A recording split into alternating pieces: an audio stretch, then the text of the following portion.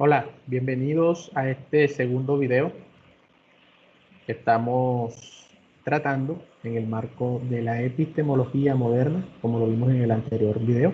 Después de estudiar eh, el conocimiento y su problemática, cuando nos entramos en él, vamos a centrarnos eh, en uno de sus problemas, en el cual la filosofía ahondó bastante, sobre todo en el campo moderno, y que aún en nuestros días continúa profundizando, y es el origen del conocimiento, donde se da el conocimiento en nosotros, donde empieza un conocimiento certero, un conocimiento confiable, un conocimiento de tipo más científico, más que ingenuo, no cualquier tipo de conocimiento, sino un conocimiento que esté al nivel, porque es que aquí es donde viene lo interesante. Recuerden que vimos que estaba la revolución científica en el siglo XVII y que aparece la ciencia, y la ciencia tiene un método, la ciencia tiene una estructura, la ciencia tiene unos pasos, la ciencia soluciona unos problemas concretos que han contribuido a todo el avance tecnológico y a mejorar la calidad de vida de nosotros como seres humanos. Y la filosofía no podía quedarse atrás. La filosofía también necesita un tipo de conocimiento o un tipo de acercamiento a la verdad de carácter más riguroso. Entonces va a salir un primer grupo de filósofos que van a tener la inmensa tarea de darle ese carácter de episteme a la filosofía, y ellos se van a plantear esa misma pregunta de dónde se origina el conocimiento en el ser humano. Entonces los invito a que nos adentremos en este mágico mundo y empecemos con los señores racionalistas, que son los primeros que van a salir de pronto en mirar o abordar este marco, y contrarios a ellos van a salir los señores empiristas. Es lo que vamos a estudiar en el día de hoy. Entonces, miramos que a la pregunta de dónde se origina el conocimiento sale un primer grupo que tiene una confianza, que tiene un objeto definido, claro, dentro del proceso del conocimiento, y que es más por el lado de la razón. Y nuestra mente, nuestro raciocinio, nuestro intelecto, al ser lo que nos caracteriza, nos define, nos distingue en el cosmos, tiene unas cualidades, principios inherentes propios del ser humano que nos van a direccionar por este camino, por esta ruta epistemológica, y que cuando el hombre se fija y se centra y camina con la linterna de la luz, es donde puede generar este tipo de conocimientos. Allí estudiaremos o miraremos que se encuentra un grupo de filósofos tales como el señor René Descartes o René Descartes, como el señor Baruch Spinoza y el señor Leibniz. Y contrarios a ellos va a salir un grupo que afirma que no es la razón la fuente del conocimiento, sino que es netamente la experiencia, en la medida que nosotros interactuamos, conocemos, a partir de nuestro esquema sensible de la experiencia, de la empiria, es que nosotros podemos tener un conocimiento como tal.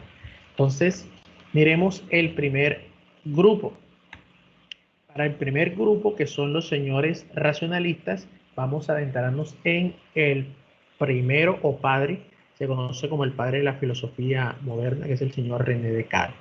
Y René Descartes precisamente se ganó este adjetivo en la historia y a lo largo de la filosofía como el padre de la filosofía, porque al él tener esa gana y ese deseo de darle a la filosofía un carácter eh, propio, diferente, un carácter o un peso de rigurosidad o de tipo científico, entonces va a crear también un método que vamos a estudiar en el día de hoy, y que su estructura o espiritualidad filosófica dio inicio, por así decirlo, a este movimiento que se llama racionalista, o los racionalistas, que utilizan la razón como fuente confiable del conocimiento. Entonces miremos, Descartes, René Descartes tenía una labor difícil, maratónica, titánica, y era cómo hacer de la filosofía, o cómo darle a la filosofía esa credibilidad que de pronto decir todos los filósofos anteriores a él, en lo medieval, en lo antiguo, se equivocaron y Descartes necesitaba algo concreto, algo con fundamento, algo con rigor. Para eso entonces él va a decir, bueno, yo no me puedo guiar o no me puedo basar o no me puedo eh, direccionar por lo que dijeron los filósofos anteriores a mí, por una simple y sencilla razón. Ya demostramos que se equivocaron. Yo necesito construir una filosofía fuerte, necesito construir una filosofía segura, como las matemáticas. Las matemáticas tienen un rigor y una universalidad que muy pocas ciencias o que las ciencias como tal envidiarían. Por ejemplo, 2 más 2 es 4 en cualquier parte del planeta y del mundo donde los seres humanos hagan este tipo de ejercicios o de función cognitiva. 2 más 2 es 4. Escríbalo usted en chino, en español, en inglés, como lo quiera escribir. Ahora, ese ejercicio, que es un producto, la matemática es de ejercicio lógico, de ejercicio racional, no admite error, no admite engaño, no admite ningún tipo de falacia, ni en su juicio, ni en su pensamiento, ni en su estructura. Y eso es lo que Descartes intenta hacer, darle eso a la filosofía. Pero para eso, él empieza a analizar y se da cuenta de que podemos hacerlo o que en el ser humano, en la racionalidad, se dan dos tipos o dos modos de conocimiento. Uno es el intuitivo y el otro el deductivo. El intuitivo es aquella facultad que tiene la mente, que tiene la razón de ir desde lo particular a lo general. Y el deductivo es aquella capacidad que tiene la mente de ir de lo general a lo particular. Coloquemos un tipo de ejemplo de carácter intuitivo y uno deductivo. Vamos, es más fácil para comprender la deducción. Si yo digo todos los hombres son bonitos, la categoría hombre, todos es algo general. Yo digo Nelson es hombre, por consiguiente Nelson es bonito. Estoy llegando a un tipo de conclusión o de verdad entre comillas, partiendo a que de lo general puedo deducir lo particular. Todos los hombres son bonitos, Nelson es hombre, por consiguiente Nelson es bonito. El intuitivo sería lo inverso y también nuestra mente, nuestro raciocinio hace unas intuiciones sin necesidad de nosotros ser grandes estudiosos científicos, la mente lo hace por naturaleza. Ejemplo, usted ve que el cielo se pone negro, las aves empiezan a volar, empieza a correr una brisita chévere, elegante, enseguida su mente le va a decir, va a llover, va a llover. Es algo que la mente hace naturalmente, instintivamente, hay una intuición natural. O en el caso, por ejemplo, de nosotros los hombres estamos en una discoteca o estamos en un parque y una chica empieza a mirarnos, nosotros notamos, nos está mirando, de pronto la chica empieza a tocarse el pelo, se ríe con nosotros, la mente automáticamente va a intuir y va a deducir, esta chica yo le gusto. Es algo que la mente hace por naturaleza. Ahora, dentro de este tipo de esquemas, que son un tipo de conocimiento un poco más creíble, un poco más, eh, más comprobables, demostrables, también vamos a tener un problema. ¿Y cuál es el problema? Lo que pasa es que nuestra mente o nuestra razón, por así decirlo, tiene este tipo de ideas como pusimos de la intuición y de la deducción, pero los racionalistas van a sacar tres tipos de ideas, que son las ideas adventicias, las ideas facticias y las ideas innatas. ¿Cuáles son las ideas adventicias, son las ideas que nos vienen del externo, son las ideas que nosotros que cantamos de lo exterior, que vienen y están en nuestra mente después de un tipo, por así, de experiencia. Nosotros vemos un árbol y nos formamos en nuestra cabeza la idea del árbol, el concepto de árbol, la mente de árbol, pero partiendo, recordando lo que vimos en la clase o el video pasado, decíamos de que hay un problema en esa estructura de saber si ese árbol coincide tal cual como es externamente a nosotros. Y como son externas a nosotros, siempre están sujetas o están dependiendo de nuestra experimentación o de nuestra observación, entonces no sería muy viable porque tenemos árboles grandes, pequeños, medianos, gruesos, delgados, de diferentes formas, tamaños, y es complicado para saber cuál de ellos tiene una estructura de verdad adecuada. Están las ideas adventicias. Esas ideas adventicias no dependen del exterior, sino que son producto de nuestra mente. Un ejemplo, yo te puedo decir, piensa en un unicornio. Usted puede tener en su mente ahorita mismo la idea de un unicornio, pero el unicornio existe, alguien ha visto un unicornio, yo puedo crear una sirena, puedo crear con mi imaginación, con la ficción, porque es una facultad de la mente, de raciocinio, del ser humano, lo podemos hacer, pero existe, es real, no. Pero hay unas ideas que el señor René Descartes va a llamar ideas innatas. Y estas ideas innatas no dependen ni del exterior, no son producto ni de lo externo, ni son producto de nosotros mismos. Son unas ideas que nosotros tenemos en la mente y que están puestas aquí. Y esas ideas él las va a llamar ideas innatas, que yo voy a ahondar en ella y colocar unos ejemplos después de que explique lo que es el método. Bien, Descartes entonces, consolidando su filosofía, se va a dar cuenta de una cosa, y es que no puede partir de los filósofos anteriores a él, porque ya mostraron que se han equivocado.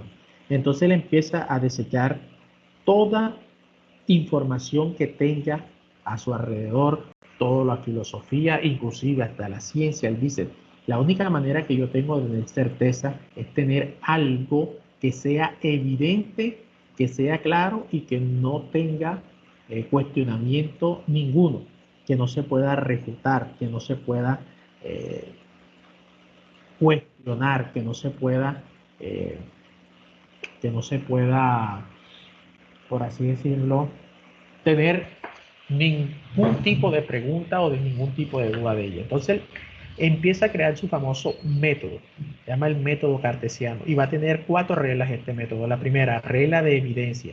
Y él dice no admitir cosa alguna por verdadera, sino cuestione todo, cuestione, dude de todo, dude de que la filosofía es verdad, dude de que la ciencia es verdad, dude de que estamos de día, dude de que estamos de noche, duda, y de una u otra forma podríamos, ¿qué tal que nosotros no estuviéramos aquí, que tú no estuvieras viendo este video, sino que simplemente estás soñando, que está viendo este video y que es completamente falso? Entonces usted tiene que dudar de si realmente está viendo el video o empieza a dudar de todo, pero él se da cuenta de que hay una sola cosa de la cual no se puede dudar.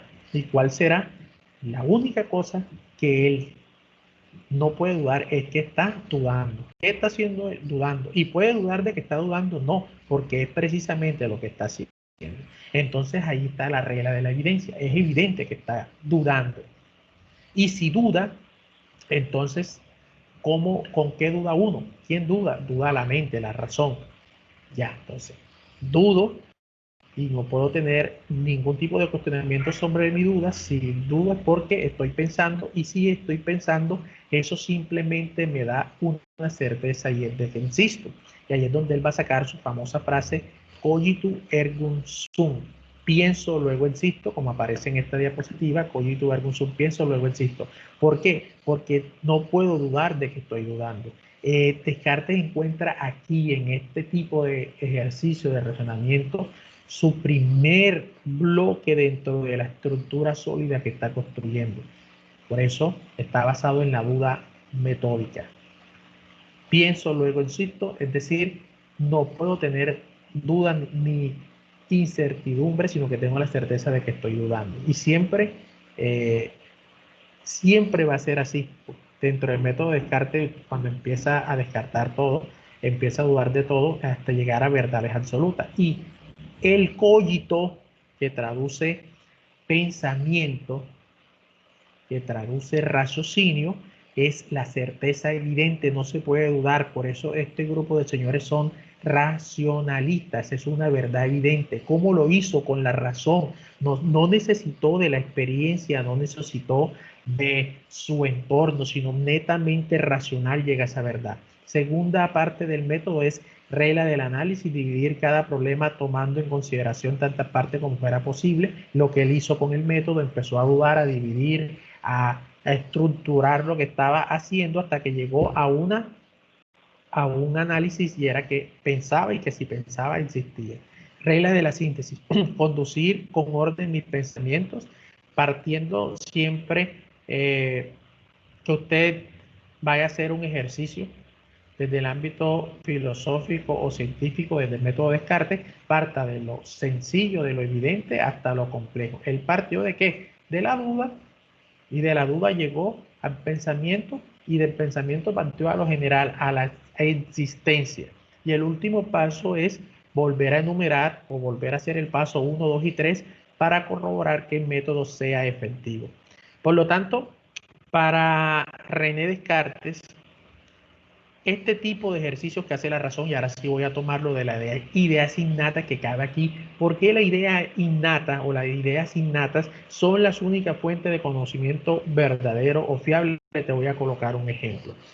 Como miramos que las ideas adventicias son aquellas que nos vienen del externo y que no son fiables, y que las ideas, las ideas sí adventicias, las ideas facticias son las que son producto de nuestra mente, como el ejemplo que puse de unicornio, de sirena y estas cosas, que tampoco son confiables. Hay unas ideas en nuestra mente que tampoco podemos dudar, como por ejemplo, yo puedo saber sin ningún tipo de experiencia de que así como existe la imperfección en nuestro plano físico, necesariamente debe existir la perfección. Así como yo digo, existe lo gordo, existe lo flaco, existe lo bonito, existe lo maluco, si existe lo imperfecto, debe existir lo perfecto. Y aquí es donde viene lo interesante. ¿Cómo yo tengo en mi mente la idea de perfección cuando yo no puedo experimentar lo perfecto? ¿Alguien ha visto algo perfecto? ¿Tú puedes tener contacto con algo perfecto? La respuesta es no. Tenemos en nuestra mente o en nuestro intelecto la concepción o la idea de infinitud. ¿Por qué tenemos la idea de infinitud? Porque nosotros somos seres finitos, es decir, nosotros no nos morimos. Tú mueres, tú ves que mueren los animales, mueren las plantas, morimos nosotros. Y en esta época de pandemia que ha muerto gente cercana y conocida, en más nos ha tocado, golpeado eso. Pero nosotros decimos, si está la muerte, si está la finitud, debe existir también el infinito. Tú miras hacia el cielo y dices, eso tendrá fin, eso debe seguir, tendrá fin. Está la idea de infinito. Viene la pregunta del millón. ¿Cómo en nuestra mente tenemos una idea, un concepto o una noción de infinito cuando nosotros no podemos experimentar el infinito? Eso solamente lo puede hacer la razón. Por eso se llaman racionalistas. Y un último ejemplo, está la idea de Dios. La idea de Dios precisamente como esa idea de perfección, de todopoderoso, de todo, porque nosotros lo contemplamos aquí en este entorno físico que vemos y sabemos lógicamente que debe y necesariamente tiene que existir. Por eso René Descartes también plantea la existencia de Dios y dice que solamente nosotros tenemos este tipo de ideas porque un ser más perfecto y más poderoso y más completo que nosotros solamente puede incrustarlas en nuestra mente. Nosotros mismos no podemos hacerlo. Por eso se llaman ideas innatas. Están inherentes a nosotros, pero están puestas ahí, no por nosotros, porque no las podemos producir. Nosotros solamente nos producimos ideas facticias, productos de nuestra mente, producto de nuestra imaginación, que en algunas ocasiones podemos hacer realidad o no, como la robótica, como el avión. El primer hombre tuvo la idea de volar y tenía esa concepción y la pudo materializar. Eso es una idea facticia, producto de nuestra mente. como tendremos algún día carros voladores y esas cosas. Pero estas nociones que nos trascienden como la infinitud, como la nada, como la perfección, son ideas que no podemos producir nosotros simple y sencillamente porque tampoco las podemos experimentar, no las podemos recrear, inclusive desde el ámbito científico. Y entonces, solo este tipo de razonamientos, solo este tipo de productos que la mente puede realizar, que puede intuir, que puede deducir, son los que para la filosofía van a tener una validez, van a tener una importancia relevante y que pueden tenerse como certeza sin ningún tipo de error. Esos serían los señores racionalistas. René Descartes a la cabeza y entraría el señor Baruch Spinoza y el señor Leibniz. Por otro lado, tenemos un grupo que se conoce con el nombre de empiristas. Los señores empiristas, a diferencia de los racionalistas, van a decir, no, no, no, no, no, no, espérese un momentico, cálmese, tómela suave. Los señores racionalistas tienen razón en alguna parte, pero se equivocan en otras. ¿Cómo así? Claro, por una simple y sencilla razón. Los señores racionalistas enfatizan y ciegamente confían y depositan el conocimiento solo o exclusivamente a la razón. Pero se van a hacer una pregunta. ¿Cómo es posible que en la mente del ser humano llegue o se cree algo sin ningún tipo de experiencia? Y eso evoca de pronto a lo que decía ya con anterioridad el señor Aristóteles, y que va a tomar o retomar David Hume y John Locke con lo de la tabula rasa, y es decir que la mente es como un tablero en blanco, como un tablero vacío, donde no hay nada escrito si uno no escribe en él. La única forma de que en nuestra mente llegue algo, pues, se deposite algo, es experimentándolo. La única manera de que una persona aprenda a caminar es caminando. La única manera de que una persona aprenda a hablar es hablando. Entonces ellos plantean de que la experiencia es la única fuente viable, la única fuente creíble, la única fuente eh, donde el ser humano puede tener la certeza de que puede tener un tipo de conocimiento. Entonces aquí, dentro del racionalismo, yo en el video pasado decía que venía del griego empeiria, que se traduce como experiencia. La experiencia materializada, yo puse el ejemplo del niño. Es muy típico y se crea un vínculo cuando la mamá le está dando el seno al niño y le toma la manito y se la soba por la cara y le dice, ma. El niño aprende, el niño relaciona que lo que está haciendo es tomando la teta de su mamá, y ella se lo recuerda, se lo refuerza, se lo enfatiza todos los días hasta que el niño aprende. Dentro de los principales representantes del empirismo, entonces tenemos a John Locke, Berkeley y David Hume. Ahí meten un poco a Francis Bacon, y de hecho la ciencia como tal es empirista.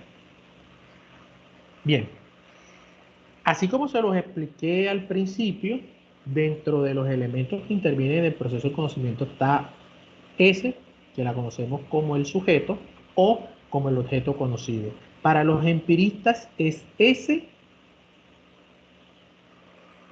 y o, en este caso, ese de una u otra manera tiene que amoldarse, es ese quien se pone en contacto con el sujeto. Aquí yo lo represento con este dibujo. Entonces vemos aquí un sujeto que conoce y un objeto conocido. Supongamos que en esta parte del conocimiento nosotros somos los que estamos en función de conocer. Y somos nosotros los que tenemos que experimentar, somos nosotros los que de una u otra manera nos metemos a O en la mente. Aquí tenemos a S y tenemos a O, y entonces este S y esta O, ustedes miren aquí, si ustedes fijan primero del ojo sale una flechita con unos puntos discontinuos hacia el árbol, hacia O, y ese O viaja en una flecha en manera de curva que se devuelve, y ustedes ven que el arbolito está igualito a como está allá afuera.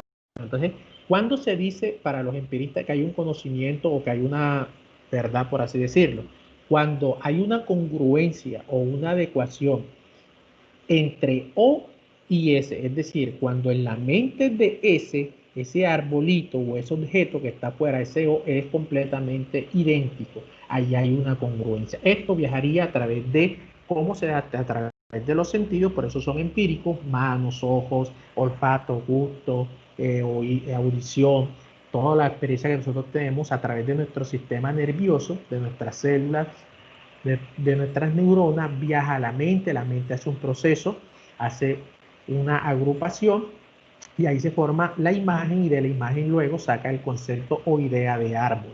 Es la única manera, no hay otra. Es decir, se necesita el componente de la experiencia. Usted tiene que verlo, tiene que tocarlo, tiene que sentirlo, tiene que palparlo. No hay otra manera para usted poder tener un conocimiento de la mente o en su cabeza, y esto es completamente diferente a lo que decían los señores racionalistas. ¿Dónde está la cuestión?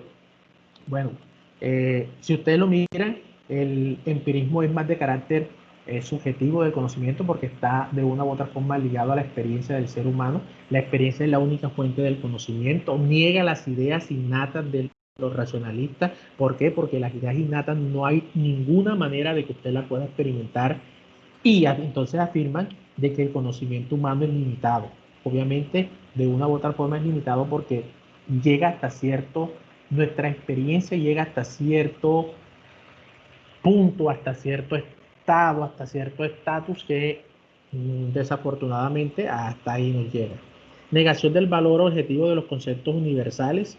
Pues, la universalidad, como por ejemplo la perfección. ¿Dónde está la perfección? Es decir, la perfección solamente es posible porque nosotros tenemos en nuestra mente un concepto o una idea a lo que vivimos, a la experiencia. Yo veo que algo, yo veo un cuadro hermoso, bonito, y digo, wow, este cuadro es casi perfecto.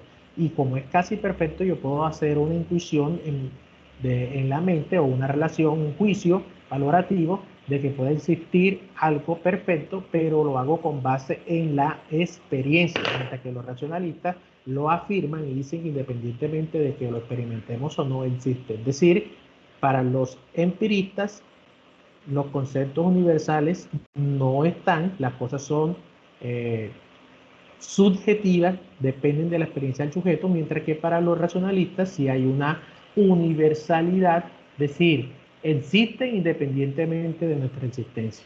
Y tienen el método experimental, y la ciencia es, por así decirlo, empírica. Entonces, a grosso modo, estos serían los señores racionalistas. Semejanza: los dos buscan un conocimiento creíble, un conocimiento confiable, un conocimiento estructurado, un conocimiento de tipo epistemológico. Diferencia: los racionalistas excluyen a los empiristas excluyen a los racionalistas. Ya hay un punto de diferencia, hay un punto. Luego va a venir el señor Emmanuel Kant, el cual y con este señor vamos a terminar, va a ser una conciliación entre estas dos posiciones. Entonces espero que les haya servido. Cualquier duda, inquietud, estamos prestos para solucionar, despejar sus inquietudes. Les deseo que tengan un feliz y maravilloso día. Estamos hablando.